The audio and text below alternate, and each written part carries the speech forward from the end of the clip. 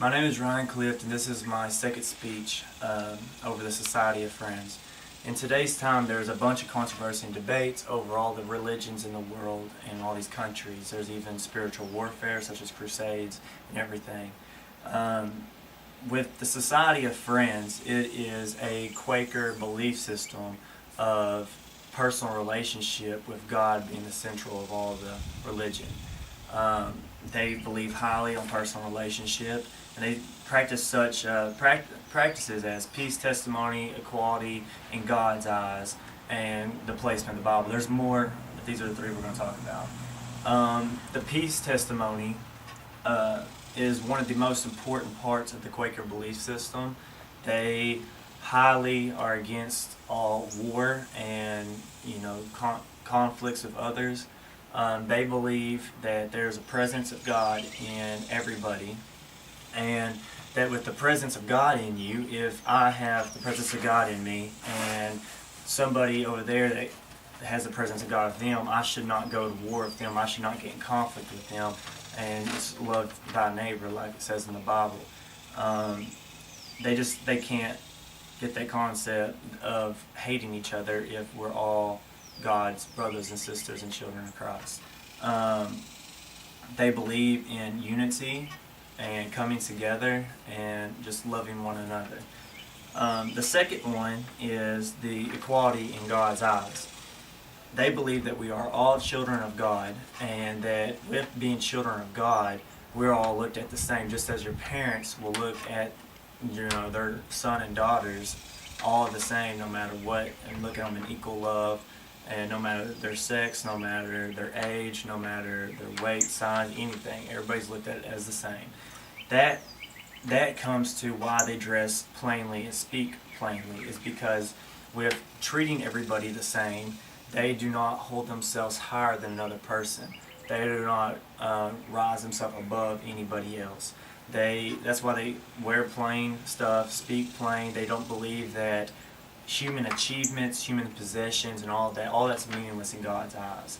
It's you and yourself that is the most meaningful thing to God. But everybody's the same, and in that men and women are of equal status in the creation of time. They were created equal, and that's their belief system on that. The third one is the placement of the Bible. Yes, they do believe in the Bible because they are a branch of Christianity. They believe in the Bible, but they do not believe that should be your only source to God's revelation and God's Word. They believe that personal experience is just as important as the Bible is. The Bible was written by men that was influenced by God, and yeah, that's important stuff, but they believe that personal relationship with God, you can get almost greater stuff out of that. And so yes, read the Bible. They think it's a good way to start your spiritual journey and all of that. When they read it, they just get what they believe out of it. So they read the Word, and then they take what they feel, what that they got from that, and that's what they believe in. They don't believe in all, they don't follow, they don't accept the rituals and practices. That's not the only thing they accept. They accept what they find through God with personal experiences. With personal experiences, they practice things such as the inward outward journeys and presence of God at all times. Meaning, if God's supposed to be with us at all times, then we should act.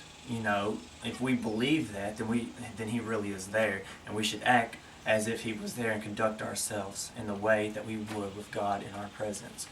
But yes, they do believe in the Bible, but it's just not their only source.